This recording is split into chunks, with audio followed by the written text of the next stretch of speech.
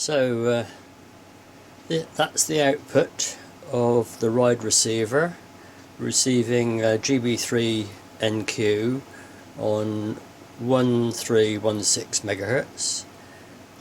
This is the direct reception from a satellite receiver, which you can see there's a slight delay, but there you go. And there's the ident.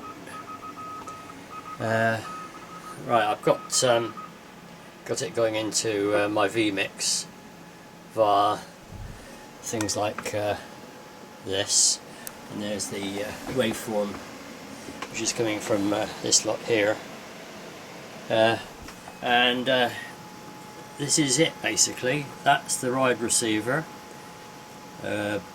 Raspberry Pi 4 with the aluminium heatsink with two fans, which is rather a nice little setup. It's got the network cable going into it, but I've enabled the Wi-Fi and that works just as well. It's got the power supply going into the C-type USB, and the HDMI coming out of a mini output which feeds into this sort of system to get it on into vMix and on monitors and things. I can program that. So the USB here, that's feeding the mini tuner here, and that's got the A input. The white cable comes from distribution of the 1316 megahertz preamplifiers, etc. I've got from the aerials, and the little red wire going into the A input is for receiving the other frequency, which I've set in the menu to be 437 megs. So while GB3 NQ is transmitting, the Ryde has locked onto it, and in a minute I'll switch over to transmit from this ports down 4 on 437 with a H.264 encoder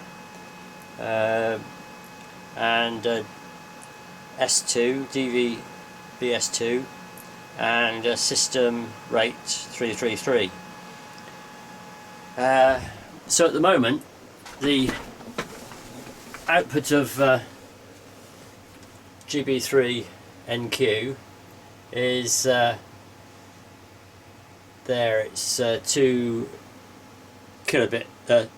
megabits per second SR sample rate, and MPEG-2.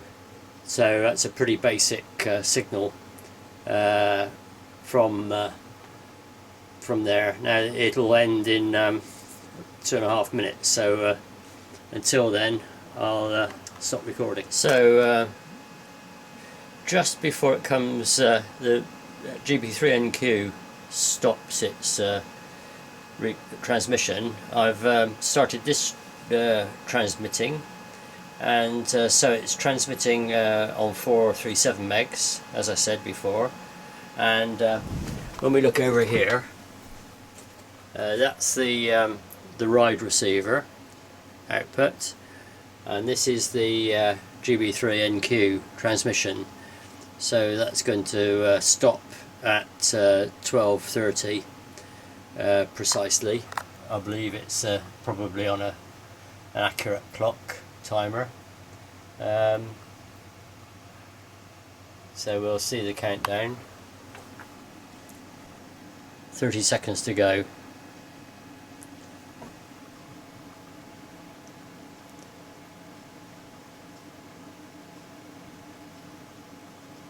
Suspense. Oh, there it starts to go. Right, so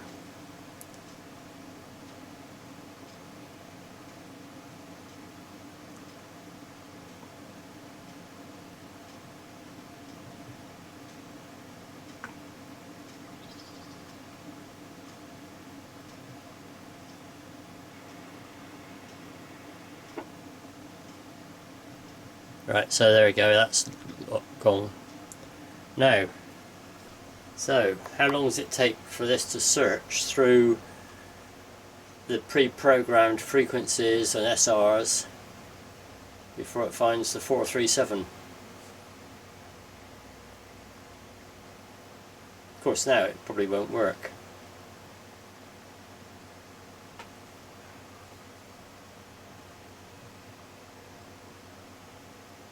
Oh, there it goes.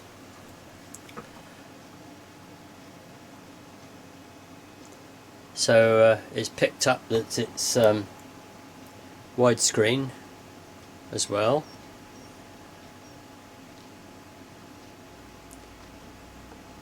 So that's basically switching from when one signal disappeared on 1.316 gigs and scanning and finding another signal on a different transmission standard on 437 megs. So how did I do that? Well, over to here, this is the let's see, I get this, I can't make it any bigger, I don't think. It won't help if I do. No.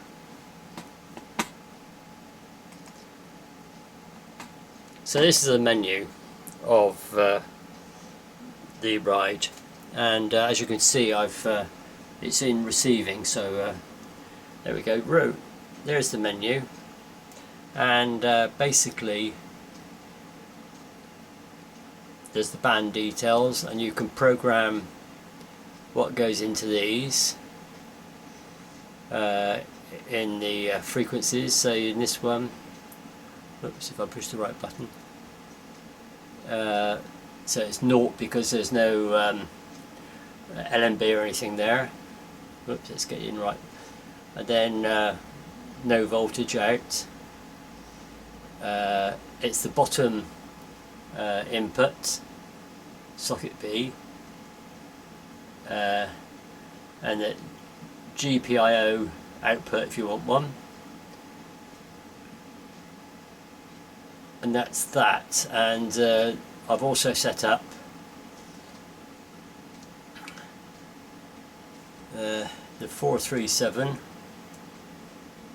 similar thing, to top, socket A. Now, then I go down to presets, and on the I've chosen this preset, and so that's the custom preset is 1255. Frequency, scan multiple frequencies. There's the first one, there's the second one, and then a 0. Then scan multiple SRs. There's the first one, second one, third one, fourth one. Okay, you can only get up to 4 at the moment. Presume that's enough anyway. And then at startup, set the startup preset, and there you go. I've set it down to that one I've just set, and push receive, and that's it. If I remove power and put power back on, that's how it'll come up. So that's how the Ryde receiver works. I can go through how to program it and things, but I might do that. But it's basically the same as a ports down. We just have to find the right pages on the internet for doing it. I will go through that perhaps some other time.